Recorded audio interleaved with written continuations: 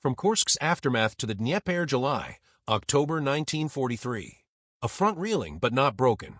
Bare weeks after the bloodletting around the Oral salient in July 1943, both the Wehrmacht and the Red Army were battered. Men were exhausted, armored fleets mauled, and vehicles worn thin by non-stop fighting. Berlin's High Command, OKW, doubted the Soviets could mount anything major so soon. German field commanders knew better. Field Marshal Erich von Manstein, leading Army Group South, warned on August 2nd that a Soviet blow was imminent west of Belgrade, likely paired with a thrust southeast of Kharkiv to pry open the route to the Dnieper. He was exactly right. Operation Rumyantsev breaks the line.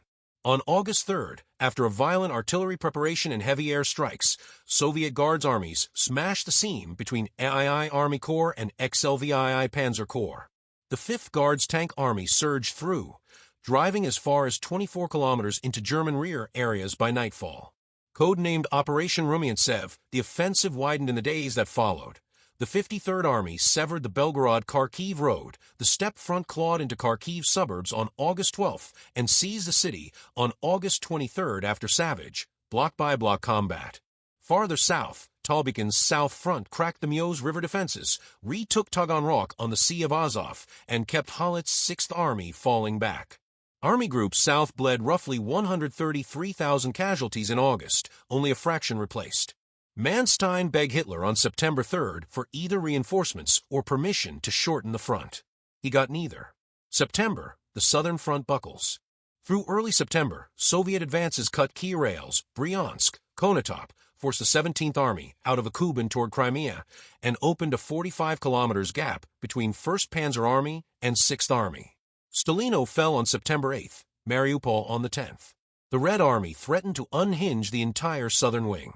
On September 15th, with pullbacks elsewhere leaving 4th Panzer Army exposed, Manstein pressed again, withdraw to the Dnieper or risk catastrophe.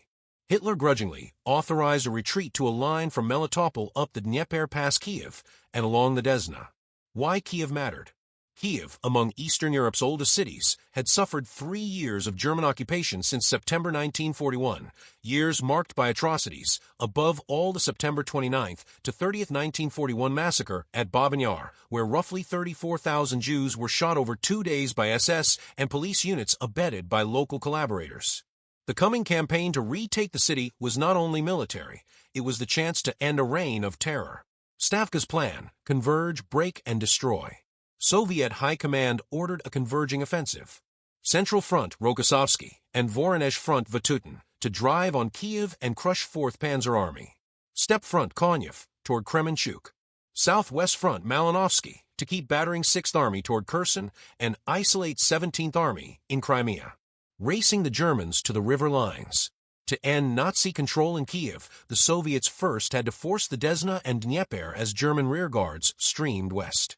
On September 21st, Rybalko's 3rd Guards Tank Army reached the Dnieper opposite Kyiv.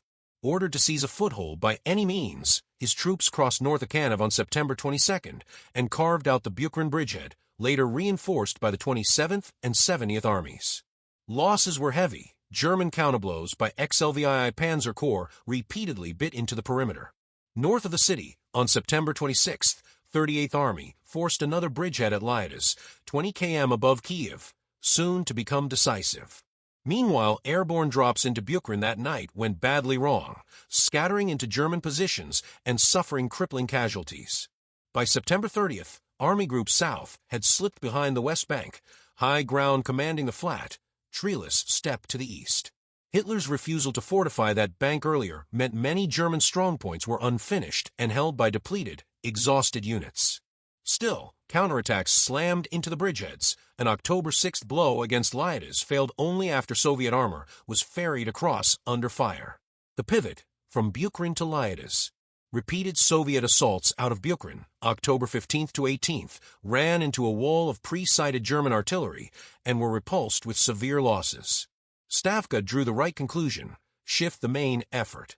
Under strict secrecy, Rybalko's 3rd Guards Tank Army filtered out of Bukrin through marshes and streams. Kravchenko's 5th Guards Tank Corps even waterproofed vehicles and gunned them across to concentrate at Lyades. German attention stayed fixed on Bukrin. Patrols and feints kept up the illusion that all three Soviet armies remained there. Redesignations and relentless pressure. On October 29th, the fronts were renamed: Voronezh, 1st Ukrainian Front, Vatutin; Steppe, 2nd Ukrainian Front, Kyiv; Central Belarusian Front, Rokossovsky. To the south, southwest, and south became the 3rd and 4th Ukrainian fronts. German divisions, many at skeletal strength, fought spoiling actions but could no longer hold everywhere at once. Countdown to Kiev. By November 1st, most of Rybalko's formations had crossed at Lyadis.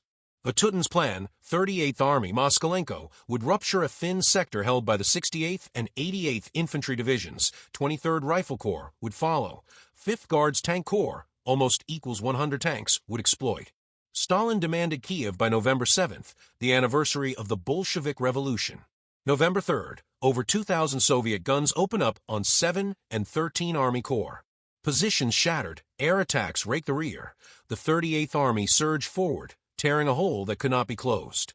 Simultaneously, 60th Army broke out from its Yasnohorodka bridgehead toward Zhytomyr, while the Lyadis thrust rolled south toward the capital. The liberation of Kiev and the clash west of the city, December 1943. Take Kiev by November 7th. At dawn on November 3, 1943, more than 2,000 Red Army guns smashed German 7 and 13 Army Corps along the Lyadis bridgehead. By nightfall, the defense bulged and frayed. By November 4th, it was collapsing. Vatutin unleashed Rybalko's 3rd Guards Tank Army through the rupture, while 60th Army burst out from Yasnohorodka, driving on Zhytomyr to pin German reserves. Street to street in the capital, November 5th to 6th. November 5th, 38th Army, Moskalenko, fought into northern Kiev.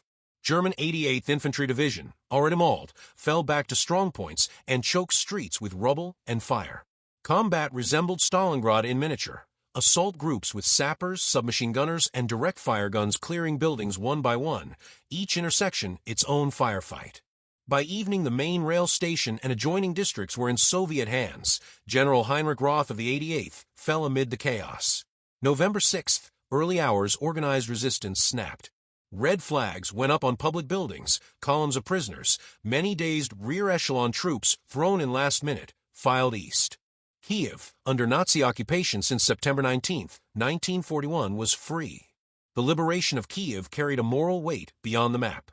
It closed a terrible chapter that began with the Great Encirclement of 1941 and the massacre at Babin Yar. For soldiers who entered the city, it was more than a tactical success. It felt like justice. Turning southwest, Fastiv and the road to Vinnytsia. Vatutin pushed to exploit the breach. Rybalko drove toward Fastiv-Fastov, 60 kilometers southwest, eyeing a deeper swing toward Vinnytsia, a move that would scythe behind Army Group South. November 7th. Fastiv fell to forward mechanized brigades. But German armor was already in training from the west and Italy/France. 25th Panzer Division arrived piecemeal and undertrained. Its first encounter with Rybalko's spearheads near Fastiv went badly, and it recoiled. Elements of 1st SS Panzer, Leibstandard, and 1st Panzer Division rushed to the Belots-Serkva area to form blocking groups and buy time for a counterstroke. 7th Panzer and later Das Reich combat groups filtered in to stiffen the line. Loose ends and lost chances. To the northwest, 60th Army and 13th Army pressed Karasin, Zhytomyr, where German LX and 13 Corps held on with threadbare formations, some corps detachments, no stronger than regiments. South of Fastiv, 2 Soviet spearhead brigades overreached and were encircled around Popilnia, Pavelok, November 11th to 14th, by moving SS and Panzer screen forces, an early signal that the Germans would hit back hard. Why not drive straight west at once? In hindsight, a more audacious dash might have reached Berdychev and cleaved Army Group South. But commitments to take Karasin and Zhytomyr, plus supply and flank security realities, kept the Soviet exploitation more measured. The German riposte, Zhytomyr recaptured, November 18th to 19th.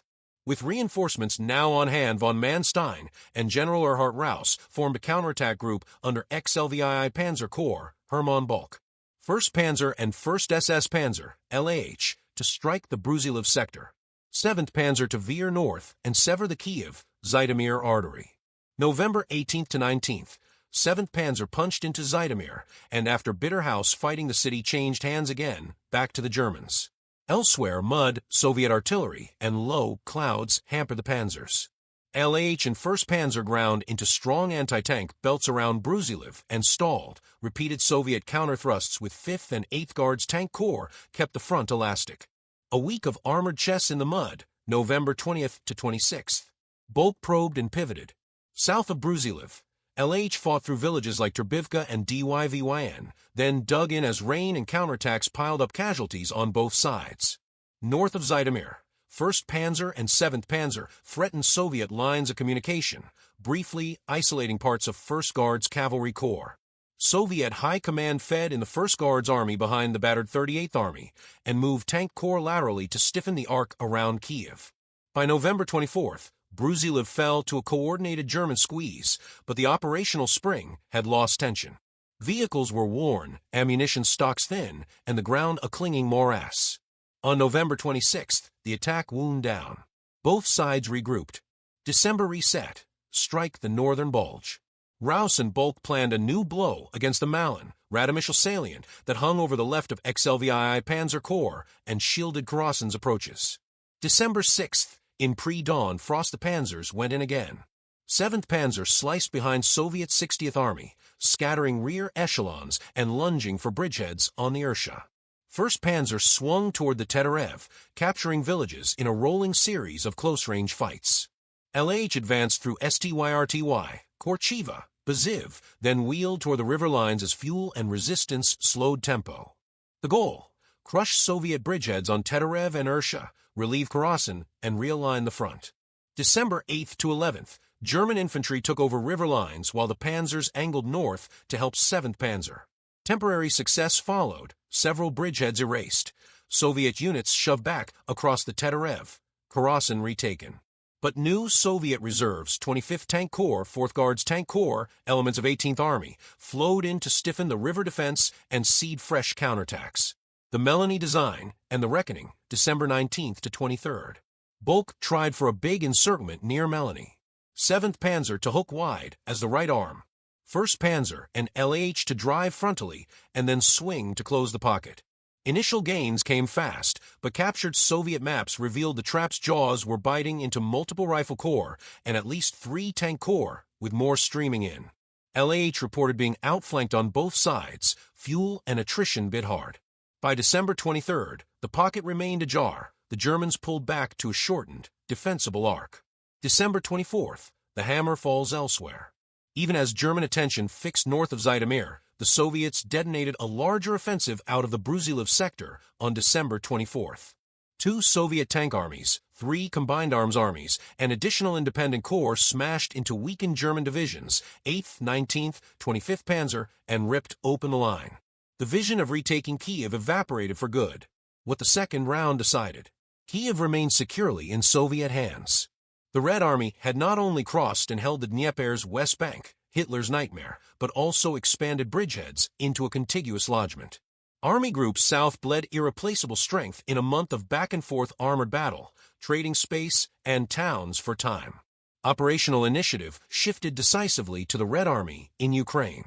The coming winter and spring would see further Soviet drives that peeled German forces off the lower Dnieper and beyond.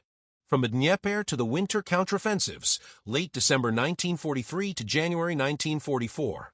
After Kiev, a front in flux. By the end of December 1943, the fate of Kiev was sealed.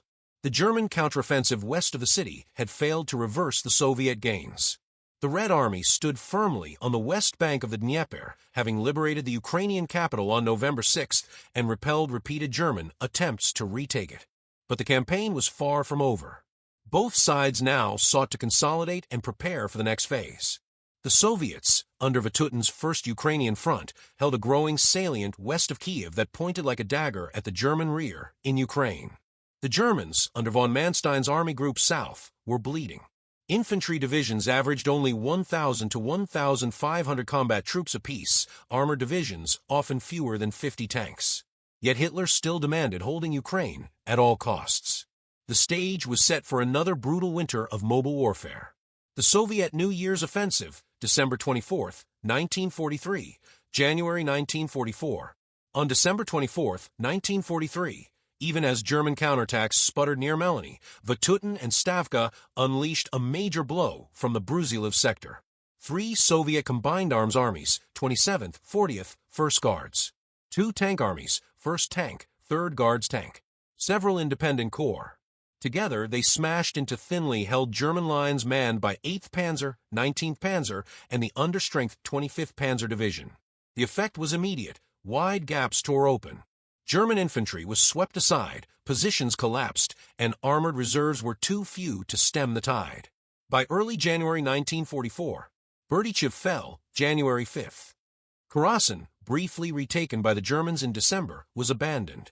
Soviet tank spearheads threatened Vinnytsia, Hitler's former field headquarters. Army Group South was now being pushed back toward the Bug River. The battle for Zhytomyr, Berditchev. The region around Zhytomyr saw some of the fiercest fighting of the campaign. After retaking Zhytomyr in mid-November, the Germans were forced to evacuate it again in late December. Soviet breakthroughs near Berditchev and Kazadin cut critical rail links, disrupting supply and movement for 4th Panzer Army. German counterattacks in early January slowed the advance but could not restore the line. By mid-January, the Soviets had created a huge salient west of Kiev, bending German front lines into a precarious S-shape that threatened encirclement. Manstein versus Hitler, strategy in crisis. Von Manstein repeatedly urged Hitler to authorize a strategic withdrawal behind the Bug River or even to the Carpathians, where the Germans could hold a shorter, more defensible line. But Hitler refused, insisting that Ukraine's farmland and resources could not be abandoned. This decision forced Army Group South into continuous rearguard fighting, exhausting its divisions while the Soviets rotated fresh units and maintained momentum. Casualties and consequences. The winter battles of December 1943 to January 1944 cost both sides dearly. The Wehrmacht lost tens of thousands of men and much of its armored strength in Ukraine. Divisions were hollowed out and reserves were scarce. The Red Army also bled heavily, but its manpower pool and industrial output allowed replacements to keep flowing. Most importantly, the Red Army had proven it could sustain winter offensives, something it had failed to do in 1941 and 1942. Kiev was secure, the Dnieper line breached, and Army Group South was losing its grip on Ukraine. The Korsun, Shevchenkovsky Pocket, Little Stalingrad on the Dnieper, January, February 1944. Strategic background. By mid-January 1944, the Red Army had forced the Germans out of Kiev, retaken Zhytomyr and Berditchev, and driven deep into the Ukrainian plains. Army Group South was stretched thin, its divisions under strength, and scattered across a wide front. Von Manstein urged Hitler to withdraw to a shorter line along the Bug River, but Hitler refused. Instead, German divisions clung to salients along the Dnieper's west bank, especially near the towns of Korsun and Zvenohorodka. This bulge became the target of one of the Red Army's most ambitious winter offensives. The Soviet Plan. Stavka, Soviet High Command, ordered 2 fronts to strike simultaneously and encircle German forces inside the bulge. First Ukrainian Front Vatutin would attack from the north with the 6th Tank Army and 27th Army. Second Ukrainian Front Kyiv would strike from the south with 4th Guards Army, 53rd Army, and 5th Guards Tank Army. The objective: trap the German 11 Army Corps and XXXXI Army Corps, roughly 60,000 to 70,000 men of 6 divisions, inside what would become known as the Korsun Pocket. The encirclement. January 24, 1944, Soviet spearheads slashed through thin German defenses north and south of the salient. January 28, the pincers met near Zvenohorodka, closing the trap. Inside the pocket, units like the 5th SS Panzer Division Viking, the SS Volunteer Division Wallonian under Leon de Grelle, and remnants of German infantry divisions. Supplies had to be dropped in by the Luftwaffe, but harsh weather and Soviet air superiority limited success. Fighting inside the cauldron. Conditions quickly turned dire. Temperatures plunged below freezing, blizzards cut visibility, and the steppe turned into a frozen wasteland. German troops dug improvised defenses around villages, clinging to towns like Korsun as supply shortages worsened. The Soviets hammered the perimeter with artillery and repeated infantry tank assaults. Despite this, morale remained surprisingly resilient. Many soldiers believed Hitler's promise of relief from outside. Manstein's relief attempt. Von Manstein organized XLVII and XXXXVI Panzer Corps, including elements of 1st Panzer Division, 1st SS Panzer Division, Leibstandard, and 16th Panzer Division, to break the encirclement. February 4th to 10th, relief attacks pushed toward the pocket from the west, reaching within 15 kilometers. Inside, German forces under General Wilhelm Stemmermann prepared to break out and link up. But Soviet counterattacks, poor coordination, and mud-snow conditions slowed the panzers. The breakout, February 16th to 17th, 1944. With supplies nearly gone, Stemmermann ordered a desperate breakout westward across the frozen Niloy-Tikich River. Thousands attempted to cross under Soviet fire, using horses, wagons, and makeshift rafts. Soviet artillery raked the river crossings, the ice collapsed beneath men and vehicles. Stemmermann himself was killed during the breakout. Roughly 30,000 Germans escaped, but at least 20,000 to 30,000 were killed or captured. The pocket was annihilated. Significance of Korsun. The battle was dubbed by some Little Stalingrad on the Dnieper due to its brutal conditions and the scale of destruction. For the Red Army, it was proof that large-scale encirclements were once again possible, demonstrating mastery of operational maneuver. For the Wehrmacht, it was a disaster. Experienced divisions gutted, morale shaken, and army groups south permanently weakened. After Korsun, the Soviets drove steadily west, opening the way to the liberation of all right bank Ukraine, west of the Dnieper, in the spring of 1944. The liberation of western Ukraine, from the Dnieper to the Carpathians, spring 1944, after Korsun, the German front splinters. The destruction of much of 11 and XXXXII Corps in the Korsun-Shevchenkovsky pocket, February 1944, marked a turning point. The Wehrmacht lost irreplaceable formations, including parts of the elite 5th SS Panzer Division, Viking. Army Group South was bleeding, its divisions skeletal. Yet Hitler still demanded that Ukraine be held to the last man. Manstein, commanding the front, warned that another disaster loomed unless he was allowed to shorten his lines. Instead, he was soon dismissed, replaced by Field Marshal Walter Model in March 1944. The Uman-Batasani Offensive, March-April 1944. The Red Army struck almost immediately after Korsun. The 2nd and 3rd Ukrainian fronts, Kyiv and Malinovsky, launched the Uman-Batasani operation, aiming to push through central Ukraine and reach the Romanian border. March 5, 1944, the Soviet offensive began with massive artillery barrages. German 8th Army was driven back toward the Bug and Dniester rivers. The Red Army advanced over 200 kilometers in 3 weeks, a stunning pace for spring conditions. By early April, Odessa was encircled and liberated on April 10, 1944. Soviet spearheads crossed the Dniester, entering Moldavia and threatening the Balkans. The Proskurov, Chernovtsi Offensive, March-April 1944. Simultaneously, 1st Ukrainian Front Vatutin, later Zhukov, after Vatutin's death from wounds, launched the Proskurov, Chernovtsi operation against the German 4th Panzer Army. The Soviets struck westward from the Zhytomyr, Vinnytsia area.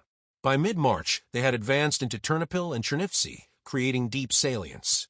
Several German corps were nearly cut off near Kamenets-Podolsky, barely escaping through a narrow corridor in what became known as the Kamenets-Podolsky pocket. Though the Germans avoided total encirclement, they were forced into a headlong retreat toward the Carpathian Mountains. The fall of right bank Ukraine. By late April 1944, the Red Army had achieved the following. All of right bank Ukraine, west of the Dnieper, was liberated. The Soviets reached the foothills of the Carpathians and the border with Romania. German control of Ukraine, which had lasted since summer 1941, was finally broken. The victories also placed the Red Army in a strategic position to threaten the Balkans and Central Europe, forcing Hitler to divert more divisions to Romania and Hungary. The human cost.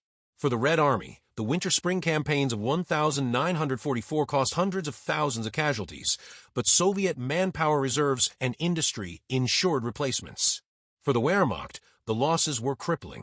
By spring, many German infantry divisions in Ukraine had fewer than 3,000 to 4,000 men, a fraction of their paper strength.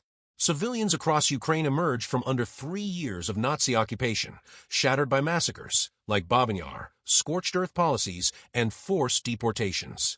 Liberation was both a relief and a new phase of hardship. Strategic significance. The liberation of Ukraine in spring 1944 was more than a regional victory. It destroyed the myth of an impregnable German Eastern Front. It placed Soviet forces on the threshold of Romania, Hungary, and Poland. It gave Stalin the political leverage to influence post-war Eastern Europe by ensuring the Red Army would be the one liberating the Balkans and pushing into Central Europe. As the Soviets crossed into the Carpathians, Hitler faced a grim reality. The road to Berlin now lay open through the plains of Eastern Europe. The summer of 1944, Operation Bagration, and the collapse of Army Group centered the strategic setting. By spring 1944, the Wehrmacht was reeling. In Ukraine, Army Group South had been torn apart by successive Soviet offensives. Kiev liberated, Korsun Pocket destroyed, Odessa lost, and the Red Army standing on the borders of Romania and the Carpathians. But in the north, Army Group Center still held a massive bulge stretching across Belarus. This salient threatened Soviet positions, but also offered a tempting target for encirclement. Army Group Center, 38 divisions, about 800,000 men, stretched thin. Hitler ordered them to hold every position, no retreats allowed. Soviet planners saw the opportunity for a decisive blow that could eclipse even Stalingrad. Planning Operation Bagration. Named after the Georgian prince and Napoleonic War General Pyotr Bagration, the operation was prepared with secrecy and deception. For Soviet fronts, 1st Baltic, 1st, 2nd, and 3rd Belarusian would strike. The aim: destroy Army Group Center, liberate Belarus, and open the road to Poland and East Prussia. Maskarovka deception convinced the Germans that the main blow would fall in the south, Ukraine or Romania, not Belarus. By June 1944, the Red Army had assembled 2.3 million men, 5,800 tanks and assault guns, 30,000 artillery pieces, 5,000 aircraft. It was the most powerful concentration of force in history up to that time. The offensive begins June 22, 1944. On the third anniversary of Operation Barbarossa, the Red Army struck. June 22, massive artillery and air bombardments shattered German lines. Vitebsk, Orsha, Mogilev, and Bobruisk were designated as fortress cities by Hitler, defended to the last man. Within days, all were surrounded and fell. Entire German divisions were annihilated. The destruction of Army Group Center. The Soviet advance was relentless. Vitebsk, June 26, encircled and destroyed with 4 German divisions. Bobruisk, June 29, 6 German divisions destroyed. Minsk, July 3, surrounded by Soviet forces, over 100,000 Germans captured in one of the largest encirclements of the war. By mid-July, Army Group Center ceased to exist as a fighting force.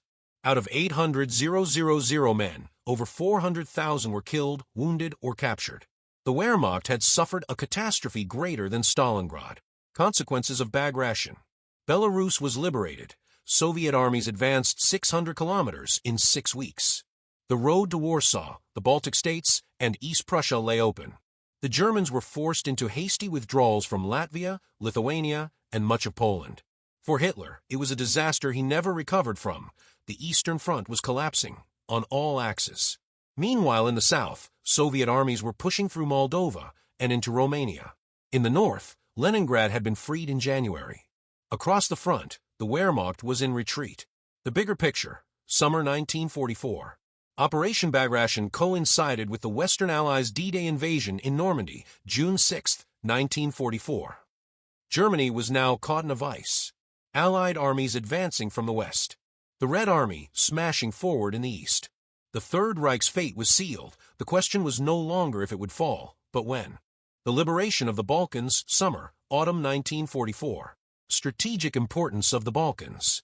After the collapse of Army Group Center in Belarus, Operation Bagration, the Red Army turned south. The Balkans were crucial for several reasons. Romania's oil fields at Ploiești supplied the bulk of Germany's fuel.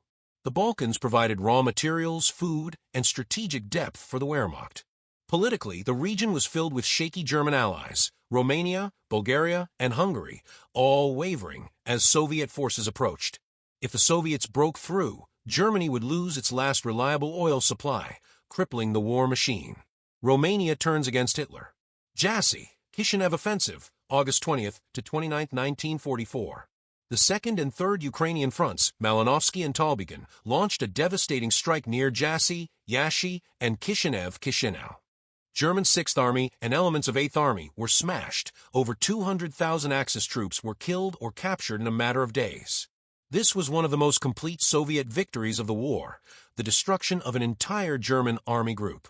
August 23, 1944, King Michael's coup. As Soviet forces advanced, King Michael I of Romania staged a coup, arresting pro-German dictator Ion Antonescu. Romania switched sides, declaring war on Germany. The change allowed the Soviets to sweep rapidly into Bucharest and beyond. The fall of Romania deprived Hitler of Ploiești soil, a devastating blow to the Wehrmacht. Bulgaria and Yugoslavia. With Romania gone, neighboring states wavered. Bulgaria, officially neutral in fighting the USSR but allied with Germany, switched sides in early September 1944. Soviet forces entered Sofia without battle, and the new Bulgarian government declared war on Germany. In Yugoslavia, Josip Broz Tito's partisans, already waging a fierce guerrilla war, coordinated with Soviet troops. By October 1944, Belgrade was liberated in a joint Soviet partisan operation. These moves isolated German forces in the Balkans, cutting off their retreat routes. The collapse of German Southern Front. By autumn 1944, Romania, Bulgaria, and most of Yugoslavia were lost to Germany. The Red Army stood on the borders of Hungary and Greece. The Wehrmacht had been cut off from virtually all oil supplies, crippling its ability to conduct mechanized warfare. Hitler's armies in the south were now forced into desperate defensive battles around Budapest and the Carpathians. Consequences: economic disaster for Germany, the loss of Romanian oil and Balkan resources. Political shifts: new governments in Romania and Bulgaria aligned with the Allies, joining the war against Germany. Strategic encirclement: Germany's southern flank was gone, leaving Hungary and Austria as the next battlegrounds. Partisan power: Yugoslav and Greek partisans, aided by the Soviets, not only defeated German garrisons but shaped post-war politics, setting the stage for Tito's independent communist Yugoslavia and civil war in Greece. The road ahead. By late 1944, the Balkans were effectively lost to Hitler. The Soviets and their allies pressed into Hungary, setting up the bloody siege of Budapest, December 1944 to February 1945. At the same time, further north, the Red Army was preparing for its greatest push yet, the Vistula-Oder offensive, the direct road to Berlin. Hungary and the Vistula-Oder offensive, winter 1944-45, the struggle for Hungary, Hitler's last bastion in the south. After the loss of Romania and Bulgaria in autumn 1944, Hungary became Hitler's last major ally in Eastern Europe. Its position was strategic. It guarded the approaches to Vienna and the Danube Basin. It held the last oil field still accessible to Germany in Nagykanizsa. Budapest, the capital, was a political symbol. Hitler demanded it be defended at all costs. The Siege of Budapest, December 1944 to February 1945. December 29, 1944, Soviet 2nd and 3rd Ukrainian fronts encircled Budapest, trapping 79,000 German and Hungarian troops. The city was declared a fortress by Hitler, to be held like Stalingrad. Street fighting turned Budapest into a battlefield of rubble, reminiscent of Kiev and Stalingrad before it. German relief attempts. 3 major operations, January 1945, by 4 SS Panzer Corps tried to break through. Temporary gains were made, but Soviet resistance and lack of fuel stopped them. February 13, 1945, Budapest falls. After 102 days of fighting, Budapest surrendered. Only about 20,000 defenders escaped, the rest were killed or captured. The fall of Budapest opened the way into Austria and sealed the fate of Hungary. The Vistula-Oder offensive, a direct march to Berlin. While Budapest burned, the Soviets prepared an even greater blow in the north. Soviet build-up. By January 1945, on the Vistula River line in Poland, the Red Army had assembled 2.2 million men, 7,000 tanks and self-propelled guns, 40,000 artillery pieces, 5,000 aircraft. Opposing them, the Germans had just 450,000 men and 1,150 tanks, many understrength divisions. Launching the offensive, January 12, 1945. The attack began with an artillery barrage so massive it was heard hundreds of kilometers away. In days, German defenses collapsed. Major cities: Warsaw, January 17th, Lodz, January 19th, Krakow, January 19th, fell in rapid succession. The advance to the Oder. Soviet spearheads surged forward 500 kilometers, in just 23 days. By February 2nd, the Red Army stood on the Oder River, just 70 kilometers from Berlin. Panic spread in the German capital. For the first time, the sound of Soviet artillery could be faintly heard. Consequences of winter 1944-45. Hungary lost, the last Axis ally in Eastern Europe destroyed. Budapest's fall cost the Axis 200,000 men in casualties and prisoners. The German Eastern Front cracked wide open. Army Group A was shattered. Army Group Vistula hastily formed from remnants. The road to Berlin lay open, though Hitler still hoped to stall the Soviets with one last gamble, the Battle of the Seelow Heights. Transition to the final act. By March 1945, Germany was being squeezed from all sides. The Western Allies were crossing the Rhine. The Soviets were massing on the Oder, preparing for the storming of Berlin. In the south, Soviet troops were pushing into Austria, preparing to capture Vienna. The war in Europe was entering its final phase. The fall of Vienna and the Battle of Berlin, May 1945, the road into Austria. With Hungary lost and Budapest fallen in February 1945, the Soviets moved toward Austria. Hitler declared Vienna a fortress, demanding it be defended to the last. The Vienna Offensive, April 2nd to 13th, 1945. Second and Third Ukrainian fronts, Talbichin and Malinovsky, struck north of Lake Balaton and pushed along the Danube. German forces, including remnants of 6th SS Panzer Army, launched counterattacks during Operation Frühlingserwachen in March, Hitler's last major offensive. The attack collapsed in mud and fuel shortages, leaving Vienna exposed. By April 13th, Vienna was stormed after brutal urban combat. The fall of Vienna opened the gates to southern Germany and the Alps. Preparing the final blow, Berlin. While the south collapsed, the decisive strike was being prepared in the north. Soviet forces on the Oder, spring 1945. By April, the Red Army had massed around Berlin. 2.5 million men, 6,250 tanks, 7,500 aircraft, 41,600 artillery pieces. Facing them, Army Group Vistula, an improvised mix of understrength divisions, Hitler Youth, Volkssturm-Militia, and SS remnants, fewer than 800,000 defenders with little armor or ammunition. The Battle of the Seelow Heights, April 16th to 19th, 1945. On April 16th, at 3 a.m., over 20,000 Soviet guns opened fire in one of the greatest artillery barrages of history. The Seelow Heights, the last major defensive line before Berlin, became a blood-soaked battlefield. For 3 days, Zhukov's 1st Belarusian front battered its way through, while Konev's 1st Ukrainian front crossed the Spree further south. By April 19th, the German line was shattered, the road to Berlin lay open. The encirclement of Berlin. April 20th, 1945, Hitler's 56th birthday, Soviet artillery began shelling central Berlin. April 25th, Berlin was fully encircled. The same day, Soviet and American troops linked up at Torgau on the Elbe, cutting Germany in two. Inside Berlin, Hitler remained in his Führer bunker, directing phantom divisions that no longer existed. The fall of Berlin, April 26th to May 2nd, 1945. Fierce street fighting reduced Berlin to rubble, with Soviet troops battling block by block, building by building. Hitler awarded Iron Crosses to teenage boys of the Hitler Youth still manning Panzerfausts. April 30th, Hitler committed suicide in his bunker. His body was burned in the garden of the Reich Chancellery. May 2nd, General Helmuth Weidling surrendered Berlin to the Soviets. The Red Army raised the hammer and sickle flag over the Reichstag, a moment immortalized as the symbol of Nazi Germany's defeat. The end of the Third Reich. May 7, 1945, Germany signed unconditional surrender at Reims, France. May 8, 1945, Victory in Europe Day, VE Day, fighting officially ceased across the continent. In the East, the war had cost Germany over 3 million dead soldiers and countless civilians. The Red Army suffered around 9 to 11 million dead and missing. Legacy of the Eastern Front. The Eastern Front was the largest and bloodiest theater in World War II, deciding the fate of Europe. The Red Army not only liberated Ukraine, Belarus, and the Balkans, but carried the war into Berlin itself. With victory came Soviet dominance of Eastern Europe, laying the foundation for the Cold War.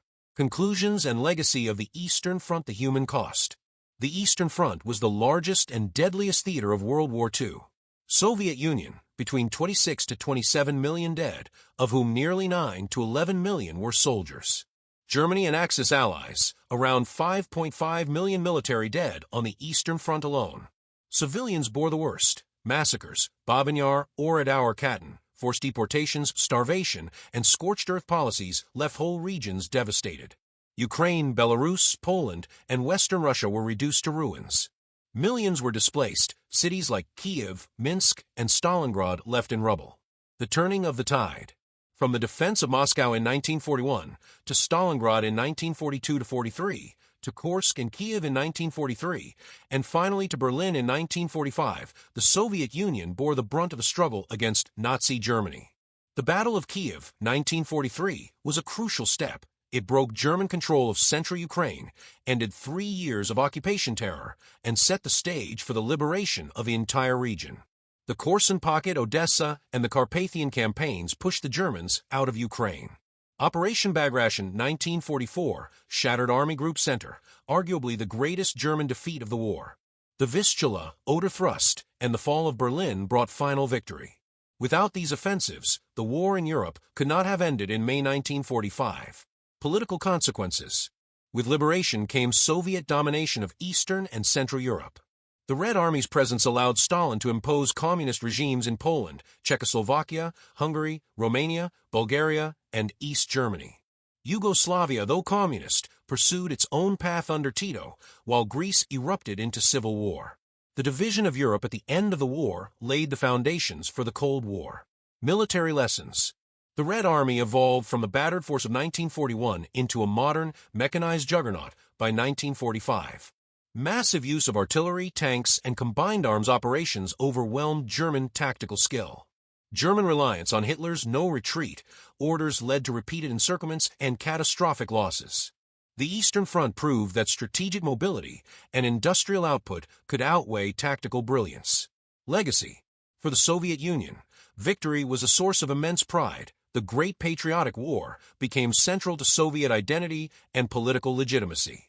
For Germany, the Eastern Front was its graveyard. More than 3/4 of German military casualties came there. For Europe, liberation from Nazi rule gave way to division between East and West, shaping global politics for half a century. For humanity, the Eastern Front revealed the extremes of modern warfare, industrial slaughter, genocide, and resistance, and left lessons on the cost of total war. Closing reflection. The Battle of Kiev, 1943, the liberation of Ukraine, and the drive to Berlin were not isolated events, but chapters in the same story, the destruction of Nazi Germany's Eastern Empire. From the ravines of Babin-Yar to the ruins of the Reichstag, the Eastern Front was where the Second World War was truly decided. It ended the terror of the Nazi occupation but also opened a new era of confrontation, one not fought with tanks and artillery, but with ideology, spies, and nuclear weapons, the Cold War.